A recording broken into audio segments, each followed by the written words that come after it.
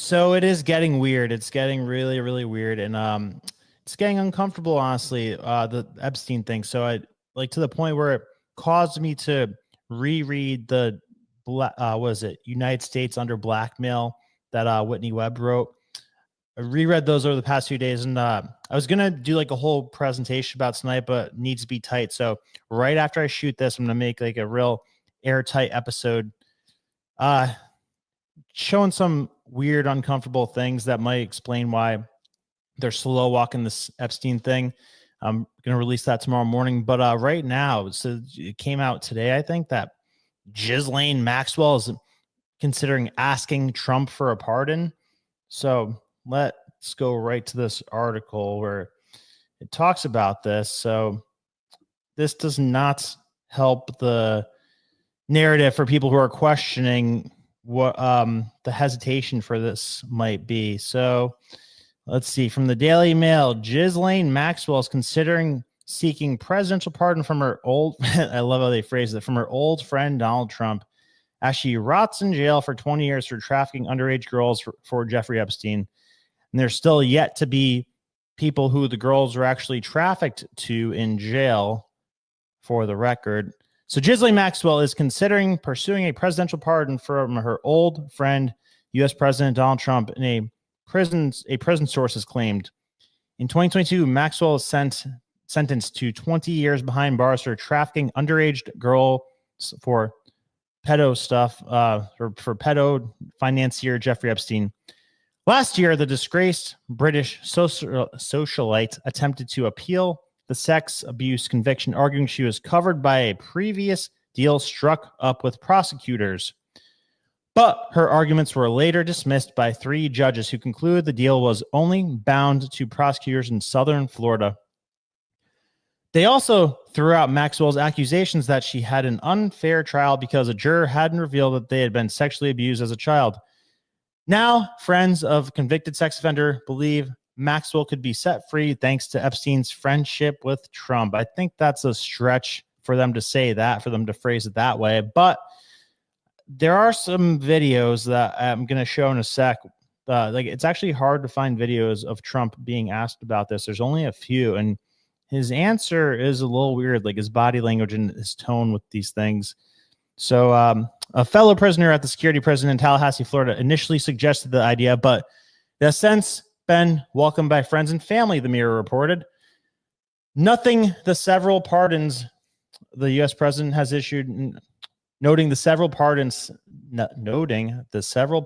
U.S. president has issued in recent weeks, the prison source added, they all know how close she once was to him. She tells people often enough. But what started out as a tongue-in-cheek comment has gained momentum, and now friends on the outside are asking, what has she to lose? All right. So that is that. And then she maintained loyalty to Trump, not telling anyone about his friendship with her and Jeffrey. And we all know how he rewards people who are loyal to him. There's no way he could do this. Is she insane? Sources have alleged Trump very aware of the supposed information the shammed socialite has about him. Ghislaine was arrested during Trump's first term as president. However, her conviction came later when Joe Biden was at the helm of the U.S. Despite previously denying he was ever friends with the pedo Epstein, footage later emerged showing the pair at a private party in 1992. In 2020, producers at Morning Joe unearthed the video, which shows that Epstein was a guest of Trump's at Mar-a-Lago in November of that year. The footage showed the current president surrounded by a group of models and cheerleaders. In one video, the woman described in court documents as Epstein's pimp can be seen dancing behind Epstein and Trump. Look at her back. She's hot, Trump tells Epstein in one clip. The predator Epstein briefly feigns an interest in the hot woman, then soon after seen doubling over with laughter and whispering something in his ear. Blah, blah, blah, blah, blah, blah, blah. So we got more. Trump and Maxwell at the Gucci Envy perfume launch benefit for cancer patients in New York City, 1997. President Trump has insisted he wasn't friends with Epstein after the financier was arrested for sex trafficking in July 2019 before his suicide a month later. Quote, I had a falling out with him a long time ago. I wasn't a fan of his, I can tell you that. But Trump's interest was piqued when a New York Post article was published in 2020, July, which said Maxwell would name names to save herself. A former business associate of Epstein's claimed in the report, Ghislaine thought she was untouchable, that she'd be protected by the intelligence communities she and Jeffrey helped with information. The alleged intelligence communities, who the friend dubbed to be well-known acquaintances of Maxwell and Epstein, included Israeli intelligence services, Les Wexner, Prince Andrew, President Clinton, and they throw Trump in there, which, just for the record, before I go on with this, I think that if he is involved with this, it's more on the blackmailing side than being blackmailed, which I think is much better. If you got to be on one of those two sides, that's the better side to be on. Like, because mentor was Roy Cohn, and I'm going to go into great detail of what Roy Cohn did and what his strategies were with the episode that I put out for tomorrow. But I don't think it's a crazy leap to say that like maybe Trump was engaged in some of this like blackmailing stuff, but no, I don't think that he was like on the creepy side of this. According to Confidence Man, written by New York Times journalist Maggie Haberman, Trump was nervous that he could be swept up in the investigation at the time. According to Haberman, Trump was sitting in the Oval Office with his top advisors and said, "You see that article in the Post today? Mention me." The aides sat in silence while Trump continued, Maxwell, say anything about me? ? After Maxwell was denied bail for her crimes in July 2020, Trump said he wished her well, and when asked by a reporter whether he thought she would turn in the names of the powerful people, "I just wish her well, frankly," he said. "I've met her numerous times over the years, especially since I lived in Palm Beach and guessed they've lived in Palm Beach." The president continued to repeat it, his well wishes, adding that he didn't know about the situation with Prince Andrew at the time. "But I wish her well, whatever it is," he said. "I don't know the situation with Prince Andrew. I don't know. I just am not aware," he said in 2020. President Trump has denied any wrongdoing or inappropriate behavior involvement with Epstein several times over the years. All right, got it. So, and with all that said, like I still maintain that he's like absolutely a hero and doing God's work, Trump is. But you gotta come through with this thing. I mean, even if you catch some shrapnel from it, I'm sure it'll do more damage to people that tried to do damage to him than it will do to him. But I got to show you some videos that I came across with Trump being asked about this, because it is a weird reaction that he had. So let's see. First, we have, where is it? First, we have Trump with Fox Morning News. Here we go. So they ask him, "You're going to release these files, you're going to release these files, you're going to release these files." And watch his tone when they ask about the Epstein one. Very different tone. Would you declassify the 9/11 files? Yeah. Would you declassify JFK files? Yeah. Would you, I did a lot of it. Would you declassify the Epstein files? Yeah, I would. A little weird. Watch this again. Would you declassify the 9/11 files? Yeah. Yeah. Would you declassify JFK files? Yeah. Would you, I did a lot of it. Would you declassify the Epstein files? Yeah. Hesitates. He hesitates. All right. And then Lex Friedman asked him the same thing. And let's see, where's that one? Do I have that one? Yeah, here it is. Some of the documents on Epstein. Some hesitation about Epstein, releasing some of the documents on Epstein. Why the hesitation? I don't think I'm not involved. I never went to his island, fortunately. But a lot of people did. Why do you think so many smart, powerful people allowed him to get so close? He was a good salesman. He was, was a hale and hearty type of guy. He had some nice assets that he'd throw around, like islands. But a lot of big people went to that island. But fortunately, I was not one of them. It's just very strange for a lot of people that the list of clients that went to the island has not been made public. Yeah, it's very interesting, isn't it? Probably will be, by the way. Probably. So if you're able to, you'll be. Yeah, I'd certainly take a look at it. Now, Kennedy's interesting because it's so many years ago. You know, they do that for danger too, because, you know, it endangers certain people, et cetera, changes the subject right away. So that's a little bit weird. That's a little bit weird. And what is it? So Pam Bondi blocked Laura Loomer's account this week too, because Laura Loomer showed some documents on how Pam Bondi was a consultant for, what was it? A consultant for Qatar. I mean, and it seems like she was a consultant just for the what was it? The Olympic Games, making sure there wasn't like human slave labor type of stuff taking place. But she was making like 115,000 a month, and I mean that really wasn't really too crazy to me. But for her to block Laura Loomer's account, I think that's illegal for one thing, and for two, that's kind of like makes me think she struck a nerve. You know, like I'm regretful that Matt Gaetz didn't kind of hold out and become the attorney general, because I trusted him to do what needs to be done more than Pam Bondi yet. Like I don't distrust Pam Bondi yet, but I don't know her as much, and the fact that she got in so frictionless the way that Rubio did, that gives me some hesitation too on trusting her. But let's see. So this is what Laura Loomer came out with. The following consultant personnel shall be designated key personnel: Ms. Pam Bondi and James Rubin. Key personnel shall be personally substantially engaged in the delivery of services.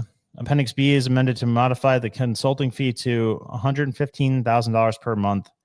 So this is for the Qatar Olympic Games, I believe. And then Laura Loomer gets blocked by Pam Bondi, which is, again, illegal and strange. And if they don't release this thing soon, I mean, I'm almost at the point where I question if whether or not they're going to release this, because the what is it? Ian Carroll made a great point today that the documents like are online already. They're just blacked out. So here, I bookmarked these things. Let me grab this quick. So there's like thousands of pages that are online that are just blacked out right now. Let's see. Here. Where is this thing? Did I bookmark it? Well, while I'm looking for this, let me play this thing. So this is not holding up. I've seen Black Book like on day one. On day one, roll out the Black Book. So will you work with me on this issue so we know who worked with Jeffrey Epstein in building these sex trafficking rings? Absolutely, Senator. Child sex trafficking has no place in the United States of America, and I will do everything, if confirmed as FBI director, to make sure the American public knows the full weight of what happened in the past. All right. So coming out very strong, Kash Patel was. Same thing with Pam Bondi like a week ago. But it's different now, and I would really like to see somebody ask Trump about this. So here we go. Let me pull this back up. So this journalist named Julie Brown came out and said, let me share this page. So like this stuff does exist. So let's see right here. Like these are the Epstein files. Okay. Let's go to random one. Was this thing not going to open up now? All right. So watch. All these white boxes here, that's redacted stuff. So this is all the information that we want, and it's just blacked out or whited out. So it's silly that this whole thing is going on where they're blaming it on this district in New York. Like the head of New York FBI just resigned today. Everybody's making a big deal about that, saying that they're withholding it. But according to what people are saying, the stuff that they're withholding is online already. Right? So here, this guy that looks like John Cena, head of New York's FBI field office, James Dehaney, Denehy, forced to resign in Trump admin shakeup. So this guy, the top FBI agent in New York, was ousted Monday, saying he wasn't given any explanation for the decision from Washington. Well, I mean, come on, dude. Like, yeah, your department seems to have been withholding a direct order from the director of the FBI and the attorney general. So what do you mean you have no idea? James Dehaney, a U.S. Marines Corps veteran who joined the Bureau after September 11th attacks, announced his forced to resign in a letter to staffers at the FBI's New York field office late Friday. Quote, late Friday, I was informed that I need to put my retirement papers in today, which I just did. I was not given a reason for the decision, he wrote in the missive obtained by the Post. Missive as in dismissive? I don't know. Dehaney apologized for the abruptness of his resignation in the letter, in which he called his colleagues, quote, an office of professionals who will always do the right thing for the right reasons.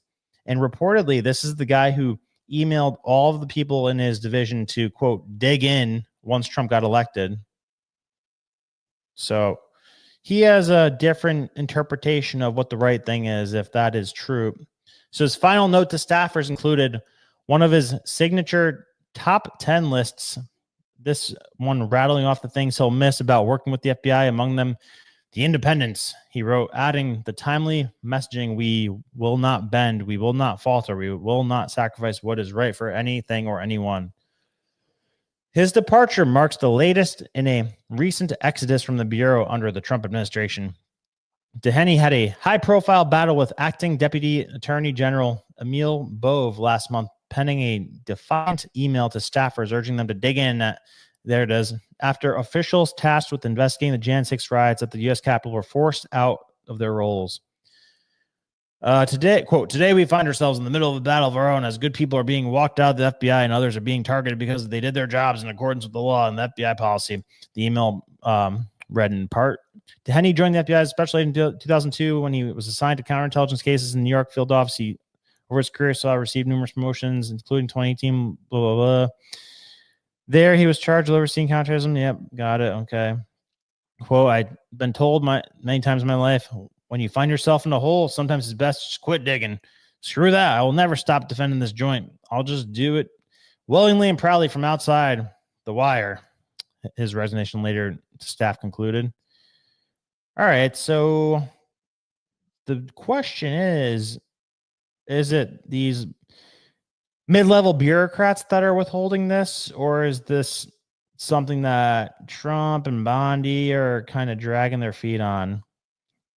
Don't know that yet. I'm going to make a kind of case for both scenarios tonight, but see, I think Trump needs to act quickly with this, because every day that people like James Comey and John Brennan and James Clapper are still out there roaming around plotting and planning, like, it's increasingly dangerous for Trump. Like, I would not feel safe if I was him with those like deep state lifelong people kind of just roaming around. If you enjoyed the short clip, click right here to watch the full episode, and remember to subscribe to the channel. God bless.